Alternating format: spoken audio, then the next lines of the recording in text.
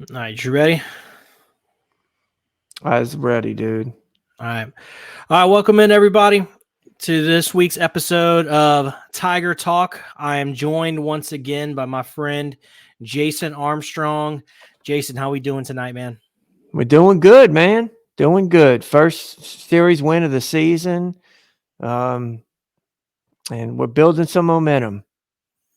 Yeah, with the win tonight, Tigers have won 4 of their last 5 games. Maybe building some momentum here. The pitching staff looked really good. We'll go ahead and kind of talk about this game that just ended against Nichols. And then we'll get into the weekend that was against Mizzou before we look ahead to the Auburn series this weekend. So, Jason, this game, that it's against Nichols, which on paper may be like, it's Nichols, but I mean, this is very similar to the Nichols team that came into Alex Box Stadium last year and beat what I mean, frankly, was a better LSU team last year. With all the star power that was on that team, and just flat out beat LSU that night. I mean, they made some incredible web gem plays, last year, but this year the Tigers, they just rolled them. I mean, 9 inning shutout, final score 9-0. Tigers hit 5 home runs in the game. Haven't done that since February. Tommy White about knocks a dude out in the left field. Yeah, Bear that was good. Jones hits My one over wife the and I, batter's eye. we Yeah. had a good laugh about that. Yeah.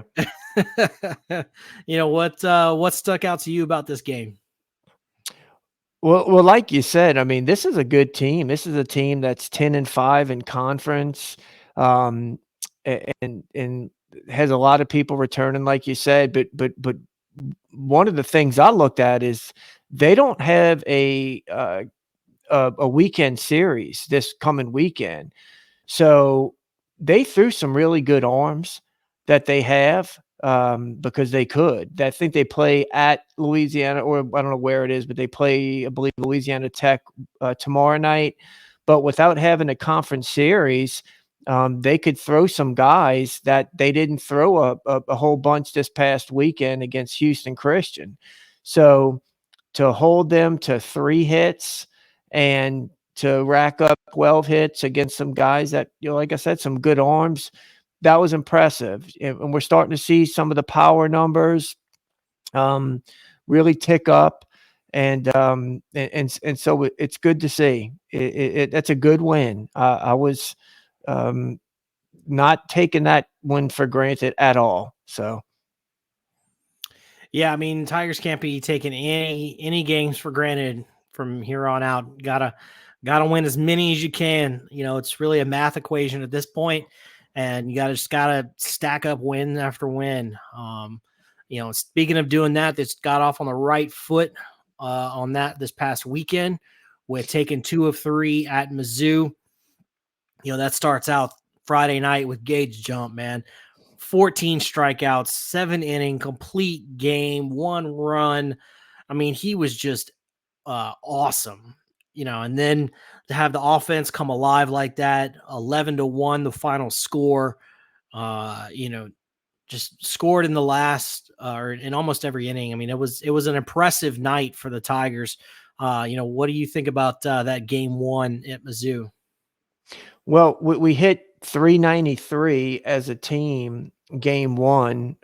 So on top of Jump's outing, which was incredible, we go 13 for 33, which is a 393 clip. And, really just shut Gage Jump, really shut their hitters down.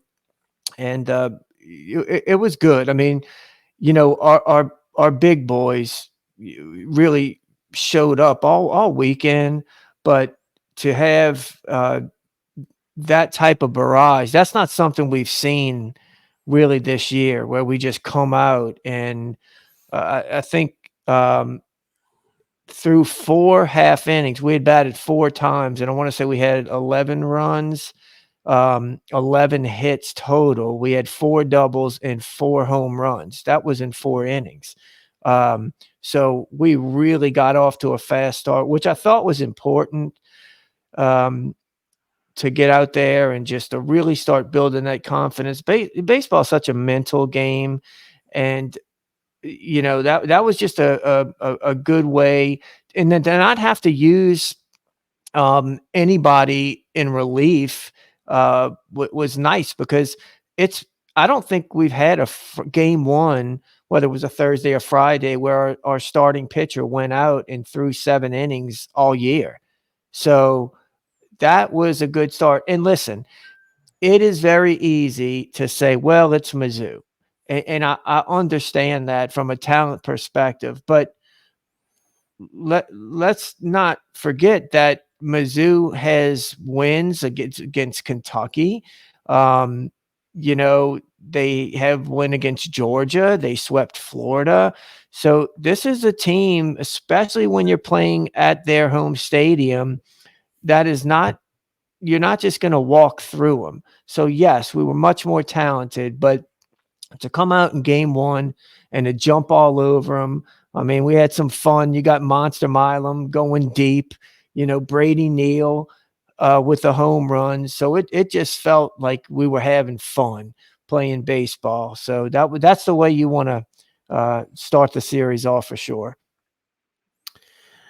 Yeah, definitely. And as dominant a win as LSU's had all year, and then you flip the script to Saturday, and you're all kinds of confidence, like you said, right?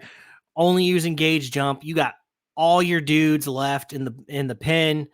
You got your best pitcher starting you off on Saturday.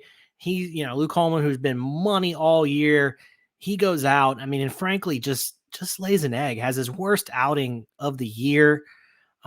He's kind of been hit or miss on the road. He's really only had one really good road start, and that was at Tennessee. And unfortunately, the Tigers couldn't get the job done on that one. But on the road, Luke Holman has really kind of struggled.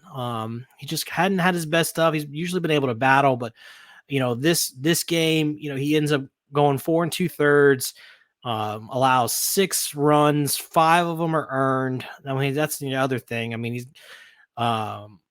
his defense kind of let him down in places. There was some defensive miscues that didn't help. He had his own error. Braswell had an error in that game, and that one just really felt like you kind of gave it away, gave that game away. You had a really good shot at it. I just felt like you should have won that game, and you just didn't. You just didn't play well across the board. What did you see in that one? Yeah, I didn't love from the jump the way that Holman looked out there. I mean, obviously he hits the first guy in the ankle, but it didn't look like he had great command, like inside, outside with his fastball. He was doing things like throwing, first pitch, get me over curveballs to a lefty that, gets RBI hit off of it. Just wasn't real sharp with his pitch placement, and that's going to happen sometimes. But then the bullpen was just it wasn't great. Moffitt did not look good. I mean, as a whole, our bullpen through 3.1, 3 1/3 innings, we give up 5 free passes. We don't strike out a batter.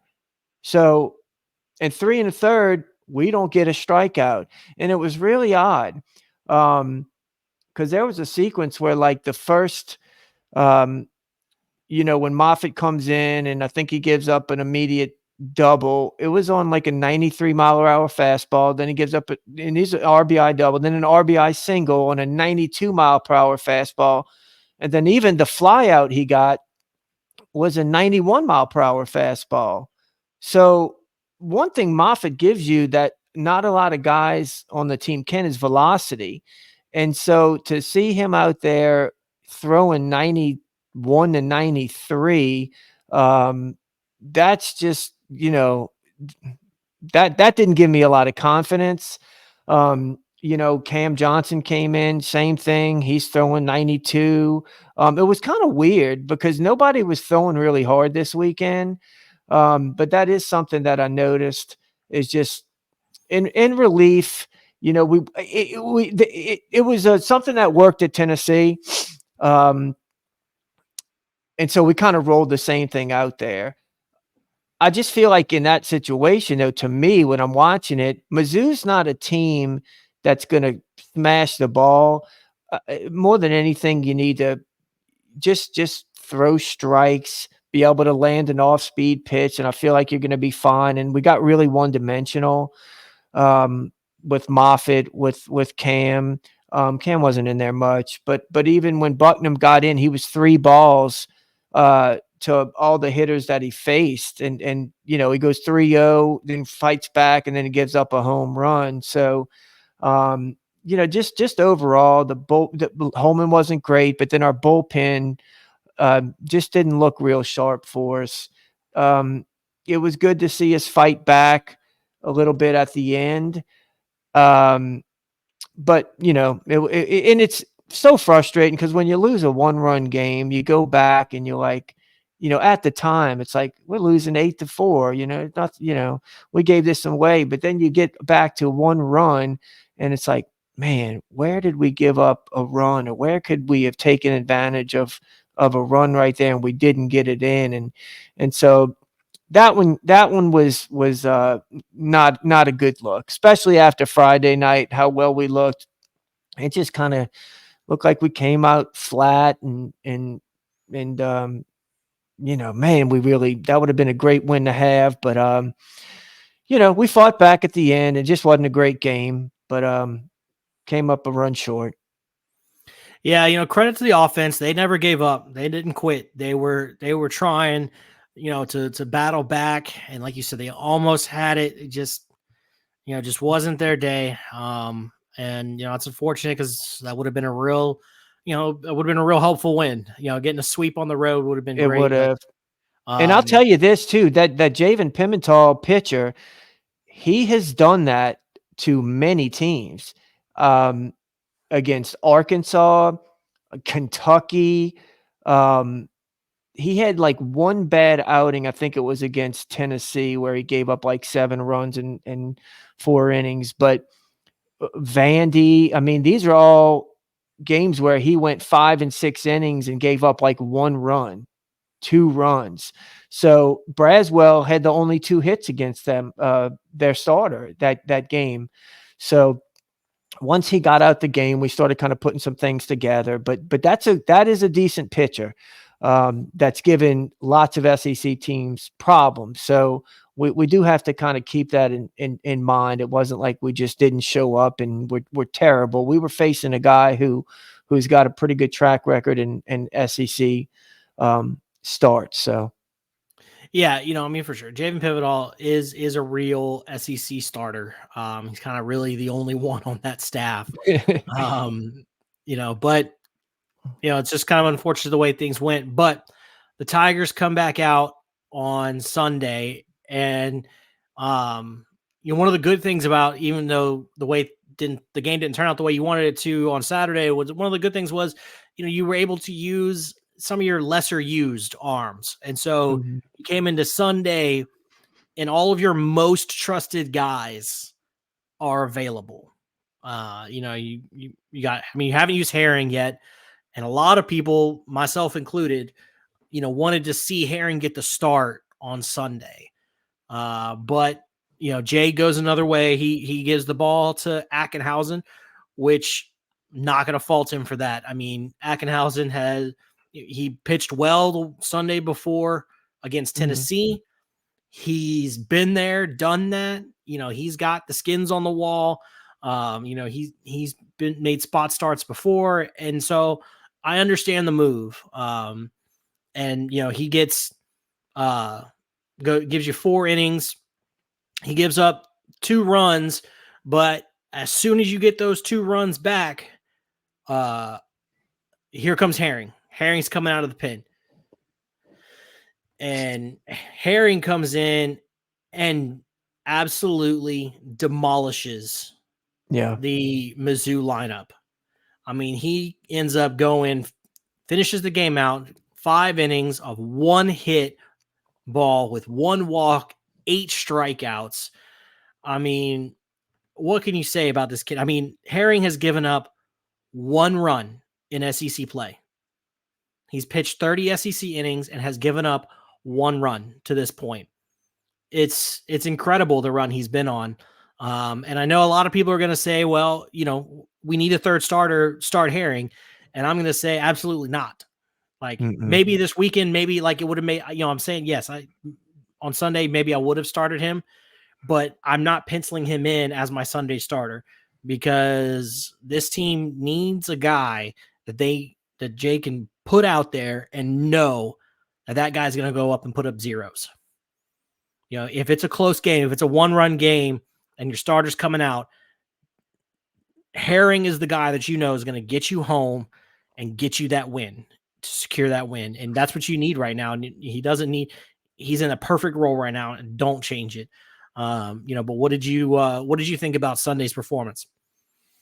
Yeah, I thought Sunday was gritty. I'll be honest with you. I was frustrated when it's 2-2 and it's the 4th or 5th inning. And no, I want to say we were starting the 6th inning and it was 2-2. Yeah, it was the 6th inning, top of the 6th, and it's 2-2 game. I was frustrated. And I'm thinking, what are we doing? Like this game, this is our season on the line. And I'll be honest again, when Milazzo comes up in another big spot, and I'm thinking, how are we letting Milazzo hit? Why are we not going pinch hitting right now? Like this is a crucial part of the game, and he gets just a huge bases on balls right there. Gets on base for us. I think somebody had, maybe Braswell, somebody had gotten on base. Anyway, sets up Kling with 2 outs to get the base knock double and put us in the lead right there. And that is something that we have not experienced a lot, is have somebody come up and get a big hit in either a game that's tied or we're behind and put us in the lead. Because I didn't have much confidence at the time. I'm sitting around waiting for something. Now I felt pretty good about Herring, but I'm just going, man, I don't like this. The longer this goes, the more uneasy I'm feeling. And so that was just a really nice job by Kling. And then we just kind of added on. I think we got another home run from Jones. I think in that 3rd game, that's the game we had a home run, I'm sorry, from Larson late in the game to give us some cushion. And man, what a weekend Larson had. He's an incredible player for us right now. But yeah, that was a really good win and a really good comeback. We battled some adversity, and to get out of there with this, with 2 wins on the weekend was just huge. That was a turning point. It could be a turning point in our season. And again, in Kling, I will tell you, Kling hit about 3 balls to the warning track this weekend. Aside from the doubles, he hit one to right field. That was wind aided, but the guy caught it at the wall. He hit a line drive to down the left field line that they caught. And then he put one up against the wall in the 7th inning of that one of the last game, I think, that they caught. I mean, was hitting the ball hard and up in the air. And if that wind wasn't blowing hard from left field, I mean, I think Kling's got a couple of home runs this weekend. So, we saw some things that were really encouraging to see. Kling swinging the bat. I think Pearson is somebody I've been wanting to see just because he's so experienced. And Bingham, that's the first time we've seen that in conference play where Bingham got benched. And I tweeted this out, but beginning with the Tennessee series, Bingham was 3 for 21 with no walks and 9 strikeouts. He's really been struggling.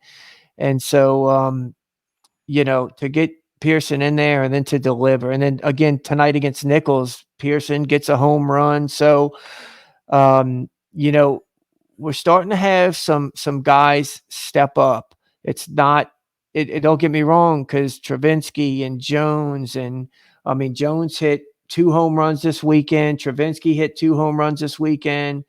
Tanks hit he hit a home run? Yeah, he hit a home run this weekend. So our main guys, the powerful, the 3, 4, 5 hitters in the lineup, or 2, 3, 4, yeah.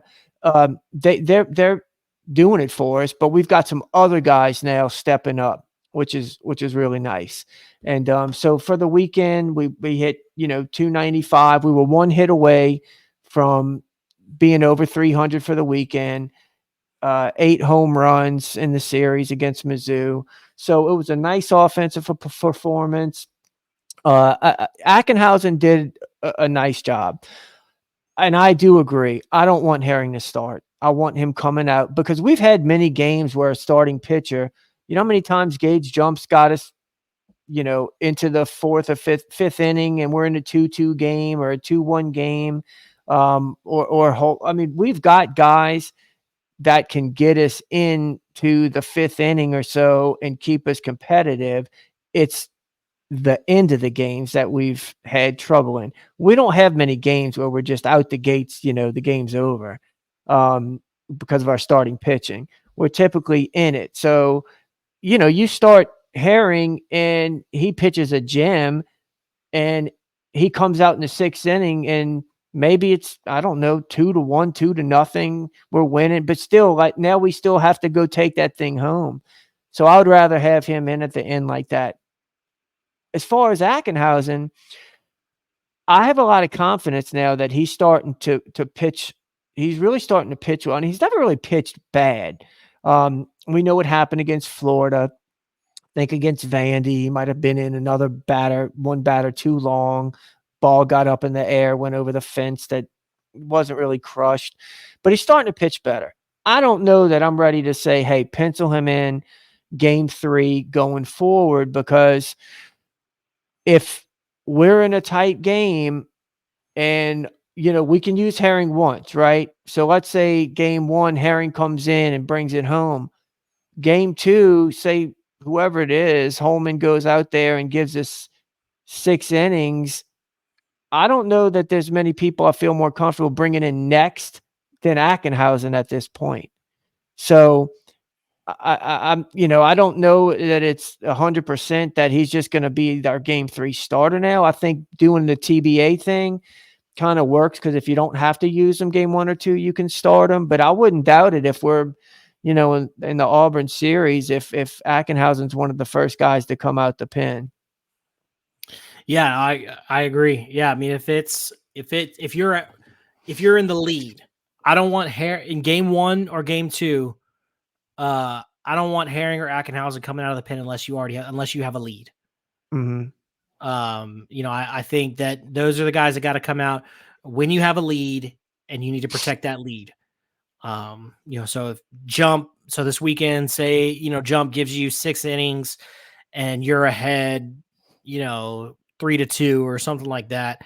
Yes, Herring should absolutely come in. And then Saturday, again, if you're up and Holman comes out of the game when you're ahead by just a couple, 3 runs or less, then absolutely I want Ackenhausen coming out. And then, yeah, we'll figure Sunday out, on Sunday. But, each game is so important right now. I mean, yeah, every game is important, right? 50. I know Jay likes to preach his 56 game playoff. But right now that's especially true, especially in SEC play. I mean, you've dug yourself such a deep hole, that you can't be giving games away. So yeah, I think for now, I think you expect to see Jump, Holman, TBA. That's what I would listen. I'm fine with Cade Anderson starting. I mean, what you don't want to have is another series where you lose a game and you didn't go to Cade Anderson. You didn't bring him in at all. And don't get me wrong, I like the Moffitt Cam Johnson thing, but it's in the right spot. In the right spot. And you got to look at what's their stuff look like. Are they facing a righty? Are they facing a lefty? You know, what's their velocity look like? I loved what we did tonight against Nichols. I loved it. You know, we attacked that like a game, not like a, hey, we're going to pitch everybody 2 innings. I mean, Anderson went out through 4. Then you brought in Little, and he was really good, and he pitched 2 innings. You know, I can see Little in a conference game coming in and getting 3 outs, getting 4 outs. And then we brought in Dutton for 2 innings. And I loved how we brought in Lore to face a lefty to get that last out of an inning, and then let Thatcher Hurd close out the game. And he walked the first guy, but what was different tonight about Hurd, which I loved, and he got 3 strikeouts, he was very fastball heavy. The last 2 times Hurd has pitched, he has come out and he is going like breaking ball crazy. And when he's not landing that, well, what's he going to have to come back with? A fastball, and then they can barrel it up and they get a hit off of him. And maybe he's walked and got somebody on base. I love this fastball tonight. I mean, the guy throws 95, 96 miles per hour. I mean, that's a very good fastball. He doesn't need to be a junk pitcher. And I know he's not calling the pitches, but I like that because I think we have arms that are still valuable that we can use. It doesn't have to be we put them out there and we let them go until they get in trouble. It can be to bring them in, get you a few outs, and then bring the next guy in. So I was really encouraged by tonight against Nichols, the way we use those guys. And I like how we have guys we can count on in specific situations right now. We've been pitching well. I mean, look at the last bunch of games that we pitched well against Tennessee. We had we gave up a home run. The Bucknam pop up that they scored the last 2 runs, game 3, that was silly. But before that, it was McNeese. We pitched a shutout. Against UNO, we pitched well. And then this past weekend, we pitched well. Then tonight against Nichols. So we're figuring some things out right now going into the Auburn series.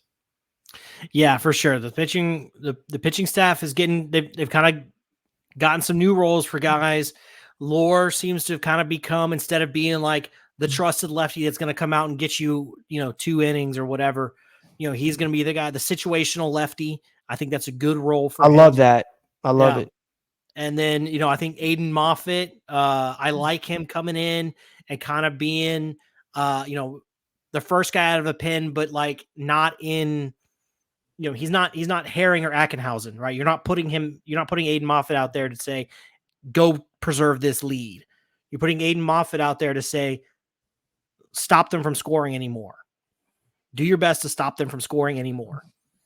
And I think that's a good role for him. He can get you, an inning or 2, and then Cam Johnson behind him, where those are guys who have the potential to just completely shut down a lineup on any given night.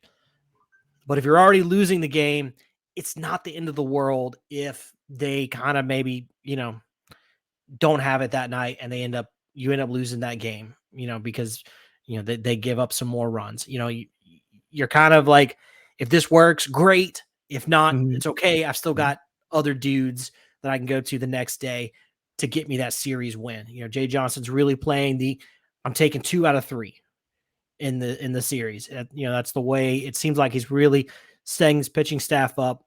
And I think that's the smart play for where we are right now. And when we talk about that and we're looking ahead to Auburn, Auburn is a team that has, it doesn't look like it. If you just look at SEC only stats, Auburn's hitting 247 as a team, which is not great. They're, LSU looks like 8th in the league in batting average as a team in SEC games. And then Auburn is 11th in the league in batting average in SEC games. But make no mistake, that is a real lineup. You got Ike Irish is one of the best hitters in the SEC. Cooper McMurray can absolutely smash it. He sits at first base and he clubs home runs. Cooper Weiss, their shortstop, He's been a base stealing machine, and an on base and a base stealing machine. Those are really the three guys that make Auburn's offense go. But their pitching staff, I mean, is frankly bad. I mean, they are the worst pitching staff in the SEC by a fairly wide margin. They have an ERA in SEC play of 8.5. I mean, Ole Miss is the next closest, and they're just under 8. So, they're over a half a run worse than the next closest team. For reference, LSU is at just under 7 runs a game, ERA of 6.87. Which has improved significantly over the last few weeks. It wasn't long ago that LSU staff ERA in SEC play was around 8. So they've gotten that number down. But this is a dangerous lineup that if you don't take it seriously, Auburn can put a hurting on you really quick. Now they also, put a hurting on themselves and give it back to you. They'll give you chances, but you got to take advantage of them. What do you see in this Auburn team, Jason? So I would have said that a couple of weeks ago, that, and you're right, that, when Ike Irish is one of the best hitters in the country. I mean, and one thing he's done more this year, last year he hit for very high average, but he didn't hit any home runs. He's got 11 home runs this year. Cooper McMurray is a really good power hitting left-handed guy. That's, again, 12 home runs, hits for average. Cooper Weiss is a good shortstop that he steals a lot of bases. Chris Stanfield was one of the highest rated, perfect game high school players coming out in 2022. So he's a sophomore this year, ultra talented. I mean, they've got players. Bobby Pierce is one of the SEC leaders in lots of different categories, but here's the thing: they're not hitting lately, and they have 3 guys with hand injuries right now, and it is affecting them. Ike Irish has an injury; he hasn't been catching. They're starting a catcher named Cale Strickland, I think it is, at catcher. Irish has a hand injury. Bobby Pierce has a hand injury, and Mason Mainers has a hand injury. So those are their 3, 3 of their, core players. And they've all been injured. So that's been a big hit to them. Against Auburn, I mean, they scored 1 run, 1 run and 3 runs, I want to say, is what they scored all week. I mean, against Mississippi State. I'm sorry. Now, Mississippi State can pitch, but on the other side, they pitched well against State. They really did. They're kind of changing. They've tried a lot of things with this rotation, and you're going to recognize names. Here's the thing: when we play Auburn, they're going to run guys out there, and you're going to go, how's this team 2-16? I mean, Chase Alsop's going to be throwing mid-90s with a nasty breaking ball. Connor McBride, Carson Myers, Christian Heberholtz. These are all Tanner Bowman, Will Cannon. These are all names that you've been watching SEC baseball last year or so, you're going to recognize. Cam Tilley is an ultra talented freshman who's got an incredible breaking ball, going to throw mid-90s. These guys have stuff. Auburn, I think it was they wrote it down. They have lost 7 conference games by either 1 or 2 runs. That's 7 games that they've lost by either 1 or 2 runs. So this team is not just out there getting killed. They're in games, and they got to win against Tennessee. They've got to win against Arkansas. Well, that's it. They've got 2 wins, but so against Missouri, I really expected to go in there, and I really thought we were so much more talented that we should sweep this team. Auburn, they have talent. So, I don't know what Auburn team shows up, but that's why I think game 1 is so important, because at 2-16, Alex, if you can jump on this team Friday night, I don't know, with the players they have that are hurt and all the adversity, if this is a team that's gonna have much fight left in them. I mean, at some point, um, you gotta question, is this team gonna keep fighting at, 2-17? Um, or are they gonna start just, waiting to lose? So, you're right. They do have guys that can hit. They certainly have some arms that have been pitching better, but they're 2-16. Um, they don't put it both things together, the pitching and the hitting. Um, and so again, I said this last week, but who would you want to play the next 2 weekends and to get right? Well, here we are. I mean, we just come off of a series win. We win a midweek game, and now we get to play the worst team in the entire conference at home. So, um, this is a great opportunity to really go take it to them. They're going to be in a hostile environment, and you just never know. I would love nothing more than to really put it on them this weekend, and not going to look ahead too much, but you got a LSU team that goes and wins 3 games this weekend against Auburn and puts them out of their misery. And now you're talking about LSU team that's won 6 of their last 7 with the number 1 team coming to Alex Box. This thing could get exciting pretty quick. Yeah, I mean, I'm not going to go so far as to say is predict a sweep. I just don't think that LSU has proven to be consistent enough to be able to do that. I mean, this team has been the definition of inconsistency. I mean, and this weekend absolutely proves that. I mean, you look at Friday, they play one of their best games of the year, and then Saturday they just lay an egg. And then Sunday they come back and play well. So it's such a Jekyll and Hyde team. It's hard to know what you're going to get on any given day. So I'm not going to predict a sweep, but I think certainly 2 out of 3 you're going to get this weekend at home. Now, if you can get the sweep, that's incredible. But you have to get at least 2, this weekend, because like you said, A&M's right around the corner, and man, they look like a juggernaut. We'll get into them next week, Yeah. but yeah, I mean, I think you gotta take 2 out of 3 from Auburn for sure. Yeah, you really, and at this point, it's not like winning the series, because you have to start making up. And I said this, and I'm hearing people say different things, and hey, if LSU can get to 11-19 and then go win, or hey, if they could get to 13. Look, we need to win 14 conference games. And that's what you need to feel confident we're getting in the postseason. And that is if you could if you could pick your 5 opponents, you would pick definitely the 4 we're playing. You wouldn't pick A&M, but so 4 out of 5. No, but guess what? You would pick Ole Miss, you would pick Auburn, Mizzou, and you would pick Alabama.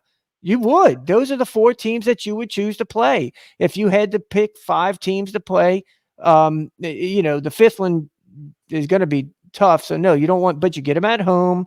But at this rate, I said we need to win on the next 15 games. We need to go 11-4 to get to 14 games.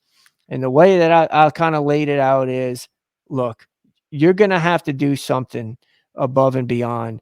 You can't just win your series at home and not get swept on the road. That doesn't work anymore. We needed to win 5 out of 6 against Mizzou and Auburn. I was hoping we could get a sweep at Mizzou, which would allow us to go and even drop a game at Auburn. Okay. I mean, against Auburn, maybe you lose a game. Now that we got 2 at Mizzou, we need to sweep Auburn, and we can sweep them, because again, did we lay an egg? We faced a really good pitcher, their best pitcher on Saturday, and then we battled back and we lost by a run. So with Auburn's problems on offense, their injuries and their pitching staff at the box this time of year, when they're might be close to quitting. I like our chances a whole lot, because we're playing better right now. This isn't like we're playing terrible and I'm just hoping we can sweep. The way we're playing right now, we can do this thing. And so you just follow me. We go get 5 out of our first 6, right? We go get 3 wins against Auburn. Right now, our record is, what's our record? 5 and what? 13? 5-13. All right, 5 and 13. Say we go 8 and 13. We can lose the A&M series. We can go to 9 and 15. What you're going to have to do, though, and I said this all along, is that you're going to be able to lose one series to A&M. Say you can't get swept. You're going to have to sweep 2 series, and then you're going to have to win the others. And so, can you sweep Auburn? And can you maybe sweep Ole Miss at the end of the year? Yeah, I mean, if we're playing well enough to put ourselves in that situation where we are just 3 games from making the postseason, that means we've been playing better, which I think we are right now. So the goal for me is 14 wins. If we can go win 3, we're on task. If we don't win 3, if we win 2, then we're getting to where we got to win the A&M series, right? And we got to sweep Alabama, and we got to sweep Ole Miss, which I think is good. That's when you're getting really tough. But right now, we can win 5 out of the first 6 against Mizzou and Auburn. I think we're in a really good situation. But again, it starts game 1. Got to get this game 1, and I don't know that I wouldn't start jump game 1. Oh yeah, I think you absolutely would. I think Jay's going to start jump. I don't think he's going to mess with the rotation again. I think that you're going to see jump, Hurd, TBA for the starting pitching this weekend. And we'll see what happens. I think one of the things about the reason some people are saying you can get away with 11 wins in the regular season is because you can win some in Hoover, and the committee counts Hoover wins as far as total SEC wins. I think you could get away with winning 11, or I don't know about 11, but I think you get away with winning 12 games, going, what is that? 12 and 18.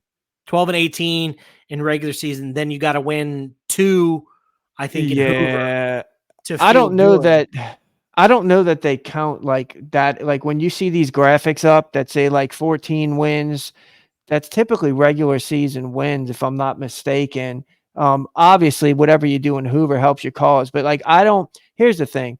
If we've won 12 games against the teams we're about to play, that RPI is not going to be great. Not where it needs to really be. I mean you're sitting at 40. Every series you have left is a quad 1 series. Even Ole Miss is a quad 1 team. So and they've got a really good RPI. Yeah, so if you can stack wins against those teams, particularly, when you look at Alabama on the road, right? And you look at Mizzou, Mizzou's quad 2, which is unfortunate. But if it's on the road, helps. Yeah, from what I understand, if it's a quad 2 on the road, it's almost like it's counted as a quad 1. Sort of. So the way the math works on road games is all road games count 1.5 times. Mm-hmm. Home games count 0.75. There's the little multiplier. Neutral games are a 1. There's, as far as how their multipliers work for the RPI, calculations or whatever. So road wins are significantly more valued, right, than home wins or neutral site wins.